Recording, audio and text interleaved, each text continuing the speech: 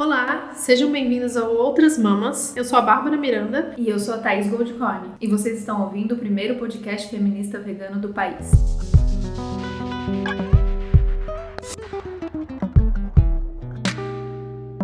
Os homens eram melhores caçadores do que as mulheres, mas somente porque as mulheres sabiam que podiam viver muito bem alimentando-se apenas com outras comidas que não a carne.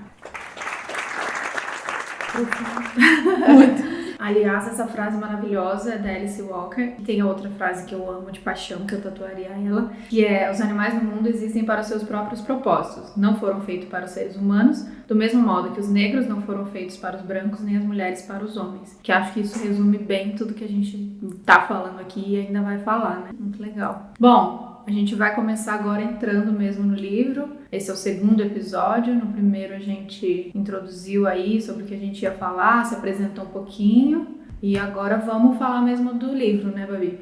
Pra quem tá chegando agora, a gente tá falando da Política Sexual da Carne, da Carol J. Adams. O primeiro episódio foi isso mesmo que a Thaís falou, foi uma introdução, contamos a nossa história, a história da Carol, e agora a gente vai começar a entrar e falar do primeiro capítulo, que se chama Política Sexual da Carne. Esse primeiro capítulo, ela vai lá bem na questão o porquê desse nome, talvez, né, e o que é a política sexual da carne, por que esse nome e por que essa ligação de carnismo e machismo e sociedade patriarcal, enfim. Então ela começa o livro contando do mito dos boxemanes, não sei se eu tô falando certo, deve ser. Perdão, historiadores, e que eu nunca tinha ouvido falar, mas que basicamente é uma história aí, a Babi vai me ajudar se eu falar alguma merda, de uma tribo, será que fala certo? Um povo. Acho que era um grupo. Um grupo, uma galera. E os homens saíam pra caçar, e aí eles mataram, era o quê? Era Ela coloca uma gazela.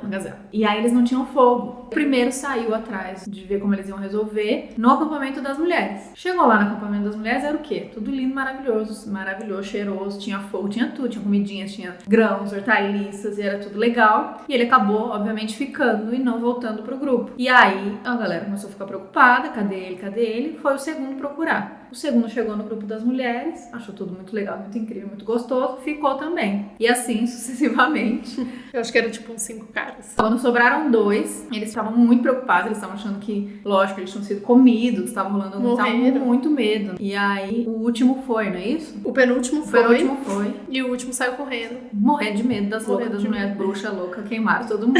E não, eles estavam lá curtindão porque as mulheres estavam lá sabendo se alimentar e viver e sobreviver de uma maneira muito mais organizada e sem precisar matar a gazela. Exato. Basicamente isso. É o mito. Ela introduz o capítulo com esse mito. É interessante para retratar o geral, assim, do que é a divisão de trabalho. O que eu mais acho interessante nesse capítulo, na verdade, é a parte que ela exemplifica, não é só a política sexual da carne do feminismo, o que é machismo, o que é como que isso está relacionado com o veganismo, mas ela fala também da divisão racial e social do que é comer carne, né? O que isso representa na nossa sociedade. Ela fala especialmente na sociedade americana, mas eu acho que a maioria das coisas se aplica também pro Brasil. Ela repete muito essa frase que é: as pessoas que têm poder comem carne. Então, independente desse poder ser de gênero, de classe ou de raça, na história da nossa humanidade, quem estava ali numa posição superior, independente de qual, tinha o privilégio ou do acesso à carne. Então, porque os homens saíam para caçar, nessa divisão, né, nesse modelo, e aí eles tinham essa vantagem, ou inúmeras outras coisas, ou do preço, né, mais pra frente, de quem tinha poder aquisitivo para comprar. Os cidadãos de segunda classe, eles não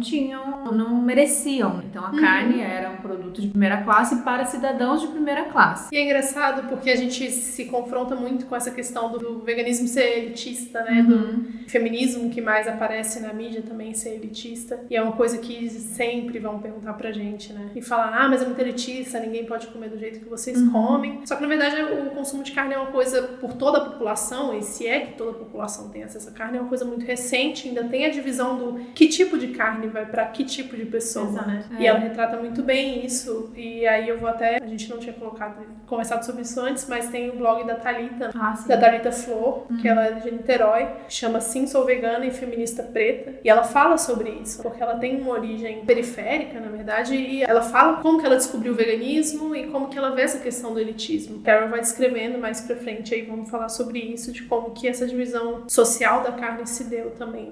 É importante falar essa coisa da política, com o movimento aumentando, expandindo, o veganismo aí em todos os lados, tem muita gente que acaba achando que é só alimentação, entrando por questão de saúde e acaba perdendo a essência que é um movimento basicamente político, porque a gente que tá aqui, tá dentro do movimento, ou a gente que entrou agora, mas quem tá lutando por isso, tá lutando pelos animais, mas tá refletindo isso na luta de classes, com certeza, e na luta de gênero, porque a gente quer alimentação pra todo mundo, quer acesso pra todo mundo, e do jeito que tá estabelecido com o carnismo, não tem acesso pra todo mundo. As pessoas não conseguem se alimentar. A carne boa, a gente falou isso até no primeiro, mas é importante que aí nesse capítulo ela entra de fato nisso. Fica pra quem tem esse privilégio, o que sobra pra população periférica, e nesse contexto lá atrás para as mulheres, são as sobras, né? Pé do porco, é a língua, é o resto, né? O que ele que detém do privilégio ia jogar fora, o que sobra, isso sim vai para a população que tá à margem ali, seja a margem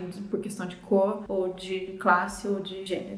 Nesse sentido, o veganismo ele é muito mais democrático, e é difícil as pessoas verem, e eu super entendo, na verdade, porque é um movimento que, se você partir só do princípio da alimentação e da saúde, ele vai ser elitista, porque ele requer o acesso à informação, mas o acesso à carne não é fácil. Elas já acham que é fácil porque elas estão comendo enroladinho de presunto todo dia, ou estão comendo frango ali no restaurante, elas acham que isso tá sendo saudável e necessário pra elas, mas filé mignon não tá aí pra todo mundo, todo dia, né? Do jeito que a nossa sociedade tá, com certeza, pra quem não tem grana e pra quem não tem acesso, talvez seja muito mais fácil comprar isso que tá ali fácil, cada vez mais o industrializado, ou aquela coisa que é baixíssimo grau nutricional, vai ser mais barato e vai estar em todos os lugares. Qualquer cantinho você vai ter acesso a um pacotinho de torcida ou de qualquer coisa do tipo. E aí é complicado, porque as pessoas precisam comer. É a luta da sobrevivência. Então, se do lado da minha casa tem uma coisa que eu vou dar na mão dos meus filhos e vai manter eles ali, além de alimentados, distraídos e tudo mais, e se isso for um pacote, a indústria conseguiu fazer aquilo ficar mais barato do que a banana. Então, realmente a gente entende que nesse contexto é muito complicado, mas isso não é desculpa de classe média, de rico, pra dizer que por causa disso eu não vou fazer nada, porque eu não vou ser, que é o token de pobre, né? A galera de Facebook que tem grana, que vai no sushi, paga não sei quanto, vai querer falar que veganismo é elitista. E por isso não vai nem experimentar. Não vou apoiar esse movimento elitista, não, amigo. Vai entender o recorte que quem tá lá, talvez numa situação super de risco ou no limite, a gente entende que talvez demore mais. Seria lindo se todo mundo fosse vegano, porque todo mundo comeria bem, todo mundo teria saúde, perto do que tá hoje, mas a gente entende. Agora você, no rodízio do sushi, não dá pra dar essa desculpa. Você pode tentar outra, mas essa não vai rolar. Essa não vai colar, não. Né? Eu queria falar, você falou, deu a dica do blog da Thalita, tem um vídeo que eu gosto muito também, que é da Nathalie Neri, do Afros e Afins, maravilhosa, vegetariana. Qual a importância da carne na sua vida? E ela, pra quem não conhece, é uma youtuber, eu sei que a profissão dela é ser maravilhosa.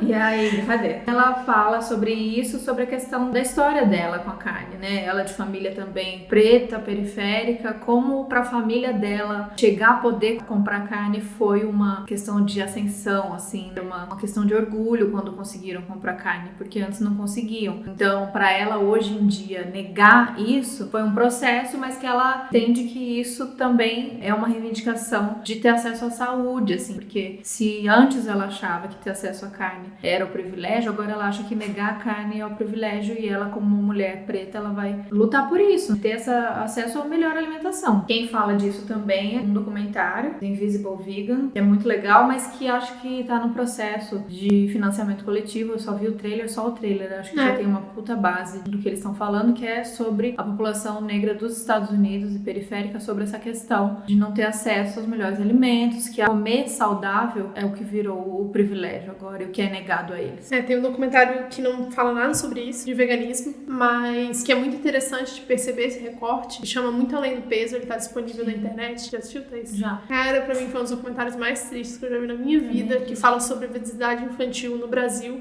como que as grandes corporações estão conseguindo se infiltrar no interior, nos locais que mais difícil acesso, e você vê empresas gigantes como a Nestlé que estão distribuindo, né, tem processo de revenda no interior do país e, na verdade, estão deixando a população completamente obesa, porque, para quem não sabe, tanto a carne quanto os industrializados no Brasil, eles têm subsídio do governo, e é por isso que é mais barato que a banana, porque não devia ser, né? O acesso a comida de qualidade, comida fresca, orgânica, não devia ser tão alto, não devia ser tão caro, e acaba sendo. Então é uma coisa meio de realidade mesmo, da realidade que a gente vive, e a gente tenta trabalhar com a realidade que a gente vive. É por isso que a gente tá fazendo esse podcast. Exato. Tem essa frase no documentário, eles falam isso. Que, aliás, no documentário tem aquele médico maravilhoso que eu amo, o Dr. Milton Mills. Ele é incrível, incrível. Ele tá no What Health também. Acho que não é ele que fala essa frase, não me lembro, mas eu anotei aqui, destaquei, que é: o acesso à comida saudável passou a ser um privilégio e não um direito, que é o que deveria ser. Então é exatamente isso, assim. Hoje, com essa inversão, com essa coisa de saber que a carne está classificada, sabe? Uma coisa oficial, é o OMS, entendeu? É cancerígeno, não faz bem, pressão alta, todos os problemas do coração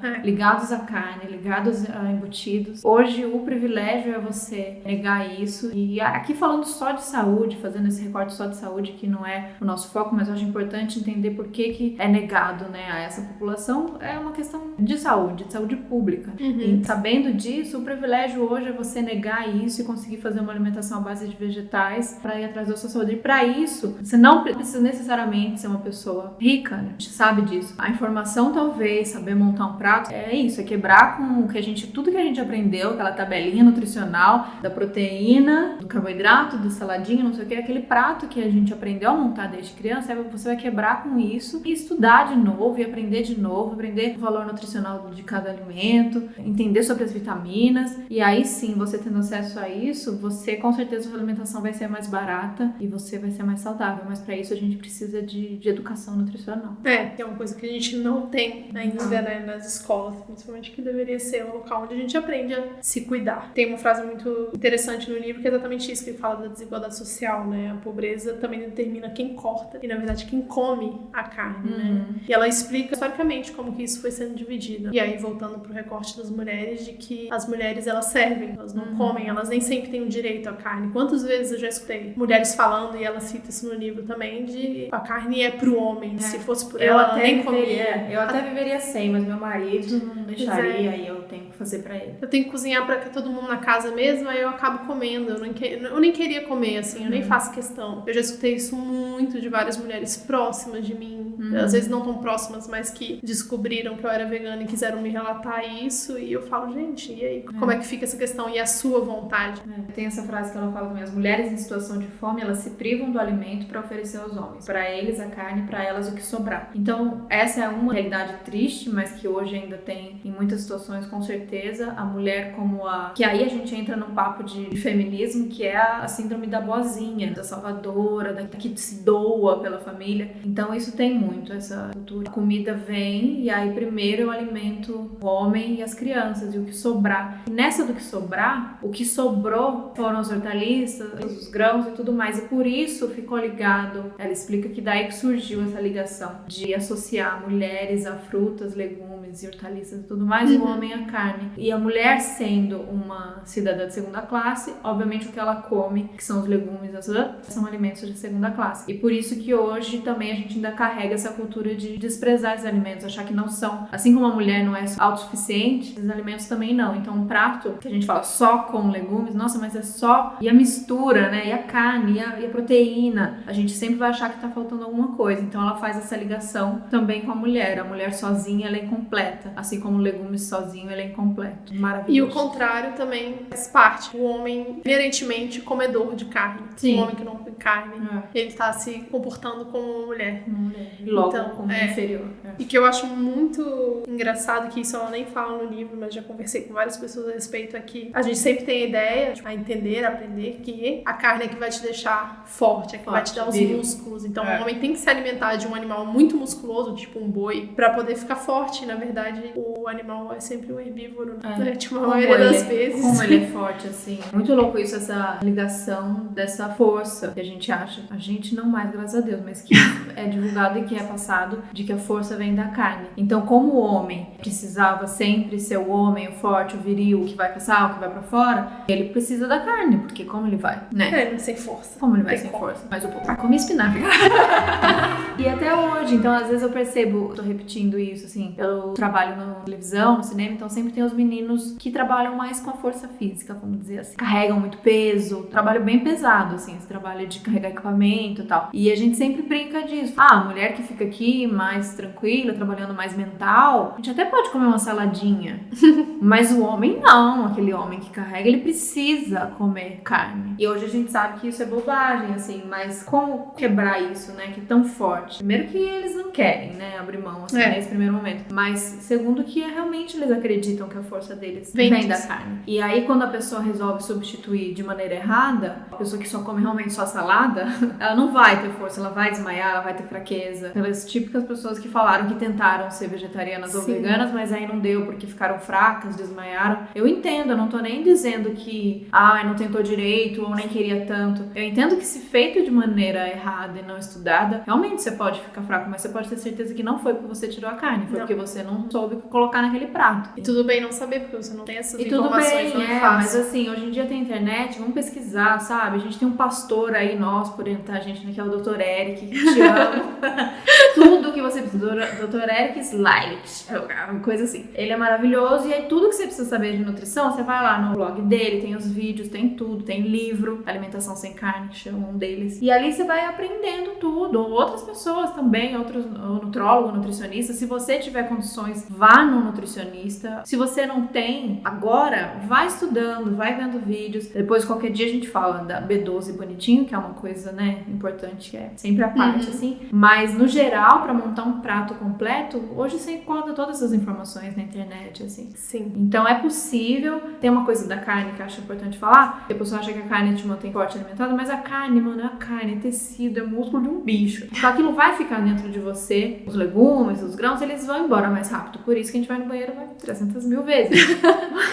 Então, o seu prato ele tem que ser montado pensando nisso. Talvez mais quantidade de feijão, fazer uma composição legal com carboidrato. Sei lá, a gente não tá aqui pra falar de nutrição, mas é só pra falar que, obviamente, pode ser que alguém fale, eu tentei, fiquei fraca. É porque realmente tem que estudar, fazer um pratinho básico ali pra você se manter forte, que você pode até regar uma coisa bem pesada, qualquer coisa. Você vai conseguir se você fizer um prato legal. A gente tem que quebrar essa ideia de que a carne é a única fonte de proteína, né? Porque esse é o problema. A gente tem a ideia de que a carne é a única fonte de proteína e a gente tem a ideia de que a proteína é uma coisa muito essencial para viver e, na verdade, não é comparado com os outros coisas que a gente precisa, né? De carboidrato, aminoácidos, etc. Comendo feijãozinho esperto todos os dias, com feijão, grão de bico, uma lentilha, que seja, você já tá ali bem de proteína. O importante é você misturar bem, ter bastante cor, bastante tipo de coisa que vai dar tudo certo. Mesmo, né? O problema é a divisão da informação nisso tudo. Eu acho que é aí que a gente confunde muito, que todo mundo confunde muito, vira essa discussão enorme, né? Principalmente na internet. Que... Eu adoro uma discussão. Não, mentira. Gente, eu odeio discussão na internet, mas às vezes eu entro numas que não tem pra onde fugir. Não consigo, eu fico tentando explicar pras pessoas.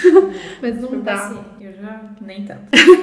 É aquela coisa que a gente tá falando. Então, se a carne é o alimento do homem, que é o alimento da força, o alimento viril, como isso vem até hoje, a gente tava comentando, né? Da ligação do homem, comedor de carne, tudo que a gente faz, assim, então a gente tava comparando. Vamos ver uma propaganda de dicas de presente para mães e para pais, para homens e para mulheres. Então, pra mulher, sempre vai ser aquela coisa relacionada à cozinha, e aí vindo toda a nossa história de machismo junto. Então, a mulher é que cozinha, mas aí é o quê? Panela, frigideira e tudo mais. E pro homem é o quê? O kit churrasco. Sim, aquelas facas maravilhosas, churrasqueira, tábua de 1000 jeitos diferentes. Sim. E a coisa ligada à força mesmo, né? Porque o homem que...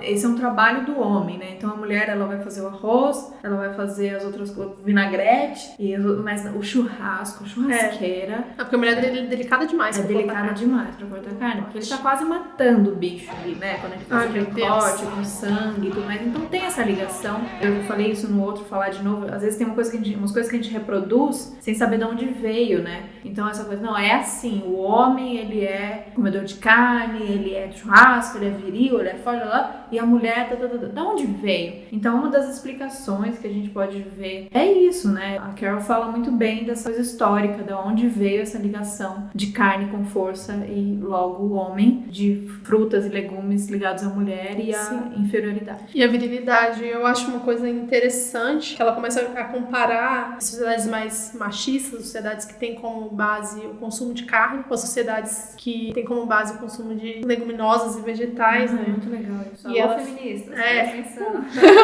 que é um mundo mais igualitário, para de comer carne. Exatamente. E ela fala, tipo, nas sociedades dependentes dos animais, as mulheres raramente são retratadas como fonte suprema de poder criador. O que é muito louco, porque a mulher, as fêmeas são as fontes de poder criador, né? Porque só a gente gera vida diretamente, né? O homem também gera, mas a gente gera vida de forma direta. A gente pare, né? A gente gesta os nossos filhos. E isso se perde, né? Como é que tá lá o quê? No pedestal, meu filho. Você tá abanando a gente. Não é o que vocês estão fazendo. Tem muitas sociedades que são matriarcais, né? Mas isso se perdeu há tanto tempo. Eu acho que são pouquíssimas hoje em dia. Mas é legal que respeitam esse poder de criação. É legal até você ver hoje em dia, por exemplo, na agricultura, você vê homens e mulheres trabalhando.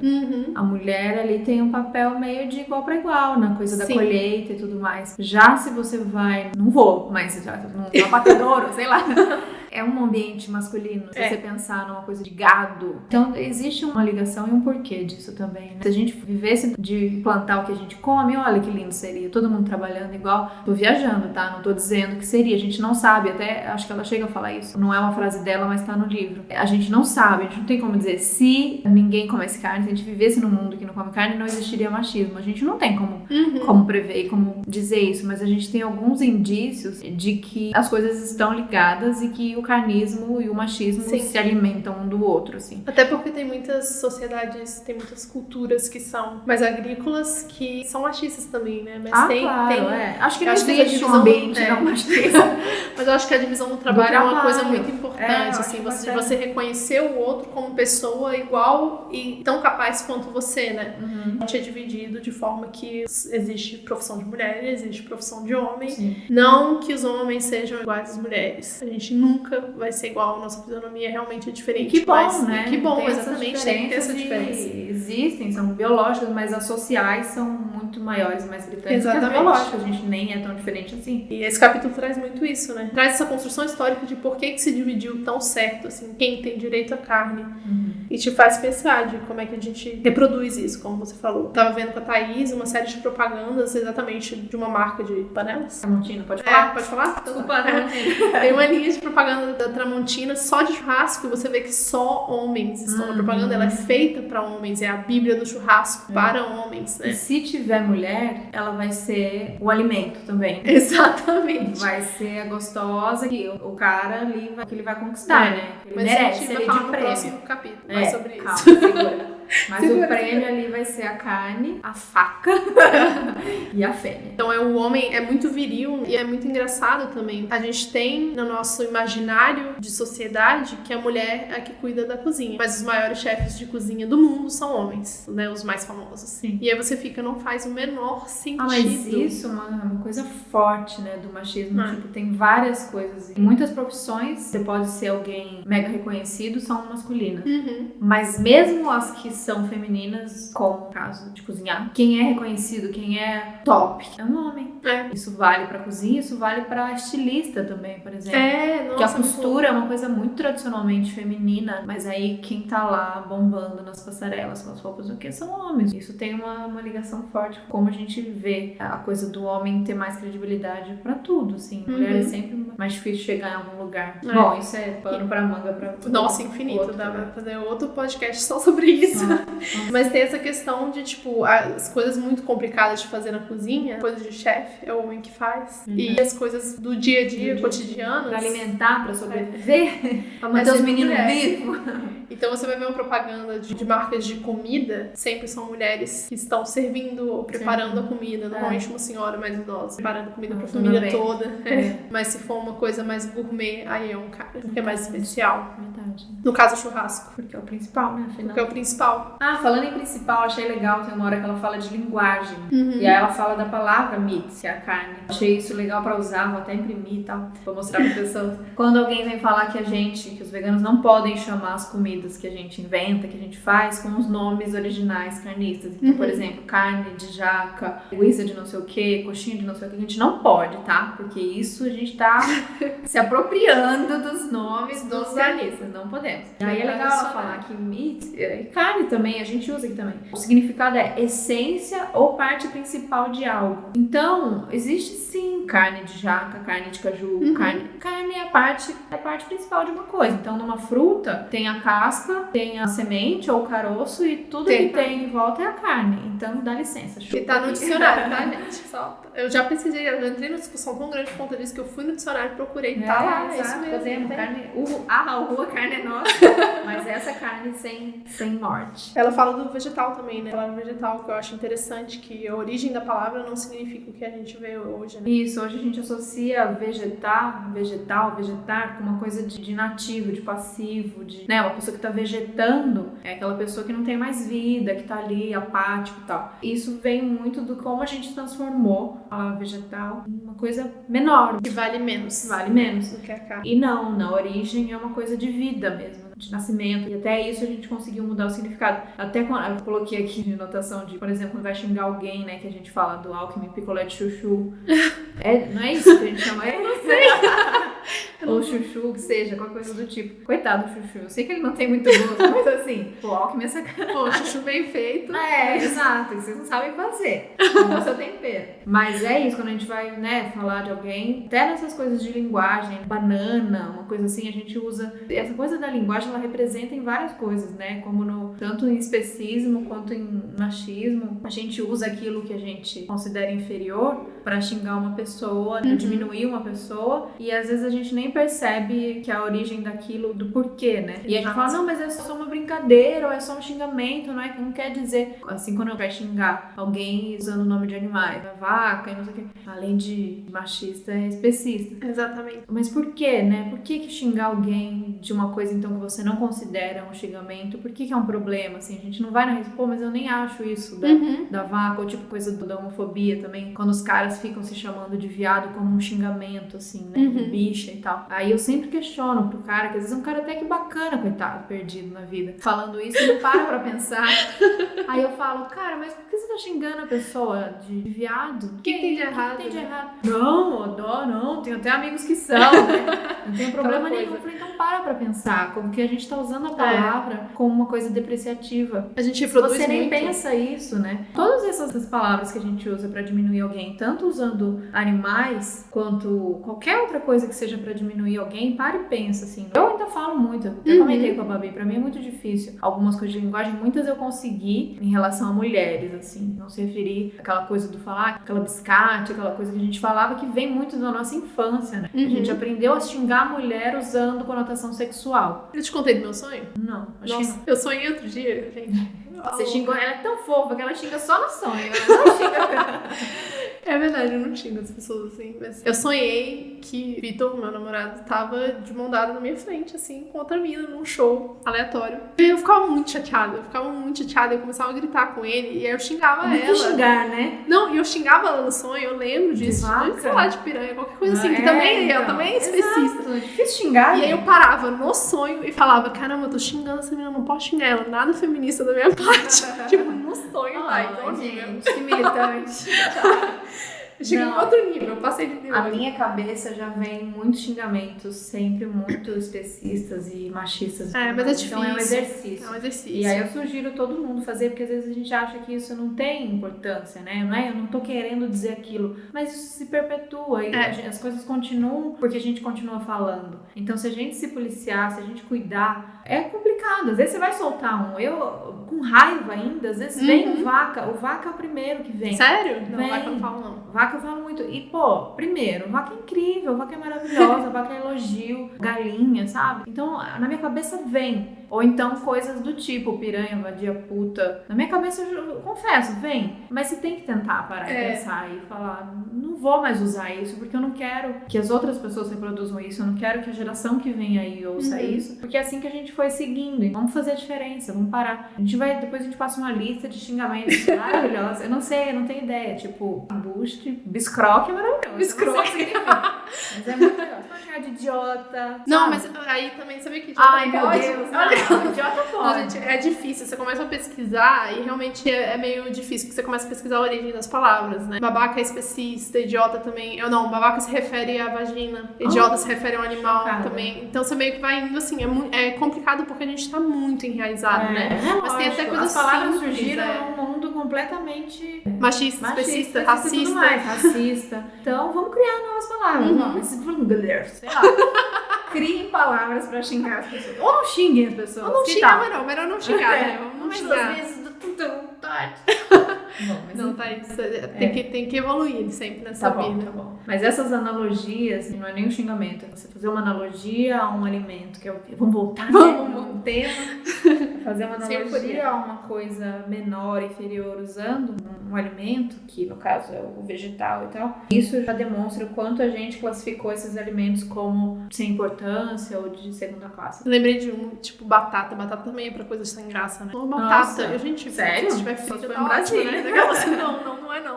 Batata. Tipo batata, mas antigo, assim, né? As pessoas chamam de batata. Batata é muito elogio. Pode elogiar uma pessoa chamando ela de batata. Batata é gostoso. Todos amam, todos querem comer. Acho que é isso. Esse capítulo ela falou basicamente dessa relação, da onde surgiu essa ligação do homem com a carne, comedores de carne. Falou um pouco de guerra, dos alimentos de segunda classe. Acho que a gente passou aí por esse capítulo, que é uma também, por ser o primeiro, é uma introdução no que é a política sexual da carne. Tem muito mais coisa aí pra frente. Vamos falar de referente ausente, né? O que tem aí pela frente, Babi? Nossa, tem bastante coisa. Ela vai aprofundar mais nessa questão da linguagem, falar do referente ausente, tanto do animal quanto da mulher, falar mais da questão social e da posição da mulher na sociedade. Então, é bem extenso e dá pra ver por muitas vertentes. Eu lembrei de uma frase que ela fala, que ela cita, na verdade, no livro, que é com relação a essa visão do que é comida e o que não é, e o que é bom e o que é ruim pra gente se alimentar, o que é digno pra cada pessoa se alimentar. Afinal de contas, como é possível entronizar comidas de mulheres quando as mulheres não podem ser reis?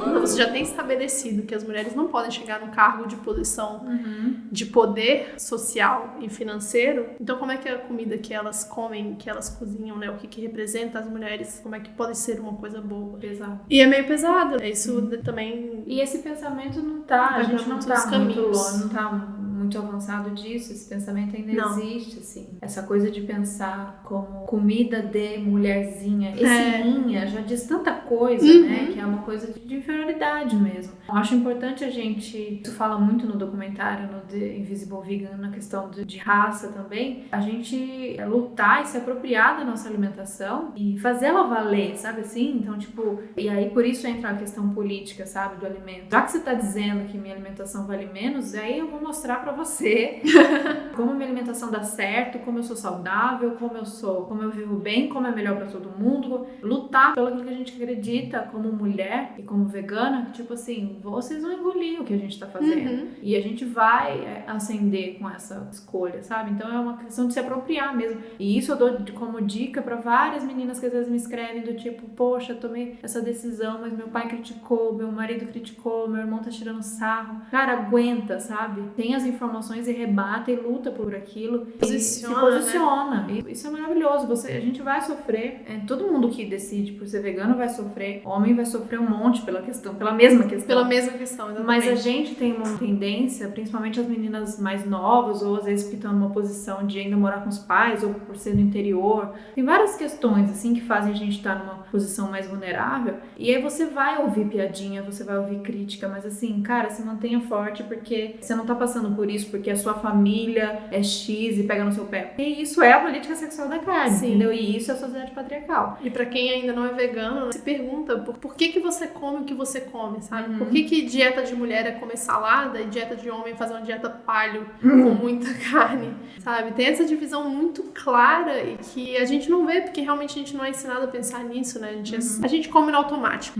Quando as pessoas começam a questionar por que a gente virou vegano e elas falam, mas você deixou de comer isso, você deixou de comer aquilo, mas o tanto de coisa que você come no seu dia que você não vê, sabe? Que você não presta atenção, que você tá ingerindo. Então, pra quem não é vegano ainda, também quem tá aí no caminho pra virar vegano, pensar também o que você tá fazendo. Essa palavra que tá na moda, tão bonita, de empoderamento, também funciona muito na questão dessas escolhas de alimentação e de consumo, que a gente fala alimentação, porque a alimentação acaba sendo o principal, mas a gente tá falando de veganismo, a gente tá falando de consumo no geral, assim. Então, todas as escolhas que você faz, por que você vai comprar essa peça, essa roupa, sem questionar, sem saber? Não, se apropria das suas escolhas, entenda as suas escolhas, se são por você, se são pelo coletivo. Eu acho importante isso, te dar uma autonomia, te dar uma força surreal, assim, pra lutar sobre todas as outras questões. A gente se depara com muita dor, com muita violência, muito triste ver tudo que a gente vê na questão da indústria e tudo mais, mas te dá uma força e uma autonomia, assim, foda, que eu não troco a Thaís de hoje pela de 5 anos atrás por nada, assim. Então, experimenta se apropriar das suas escolhas, que você vai ver que é um caminho, assim, de independência maravilhoso.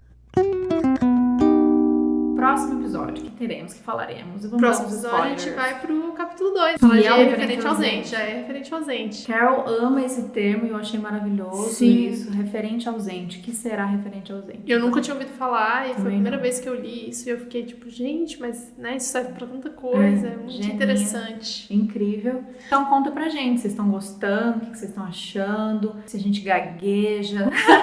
Você acha que eu sou fanha? Entendeu? Quer me indicar uma fono? A gente ainda tá ajustando o som também, testando os equipamentos. Não sei se rolou um barulhinho, um chiado, mas a gente tá tentando, a gente resolveu fazer esse projeto que a gente acredita muito, mas tá tudo aqui na raça, eu e Babi, sem ninguém... Não, muita gente apoiando, mas ninguém ajudando. Estamos aqui na raça, aprendendo a editar, aprendendo a gravar, pra poder passar aquilo que a gente acredita e dividir esse livro maravilhoso com vocês. E pra quem não tem o livro, ou tá com preguiça de começar a ler, ou nem conhece, mas se interessa pelo tema, eu acho um lugar legal pra gente falar sobre, pra gente discutir. Então a gente quer ouvir vocês. É importante que vocês falem o que vocês estão achando, que vocês querem ouvir nos próximos e tal. A gente vai seguindo aqui os capítulos, mas sempre dá brechinha pra fugir do assunto. Porque a gente já viajou legal hoje, sei lá pra onde a gente foi. E a gente tá esperando que continue, né? Pra ir além do livro, obviamente. Com certeza. Então, se vocês tiverem alguma dúvida, é só mandar. Muito obrigada por nos ouvir. Nos vemos no próximo. Tchau.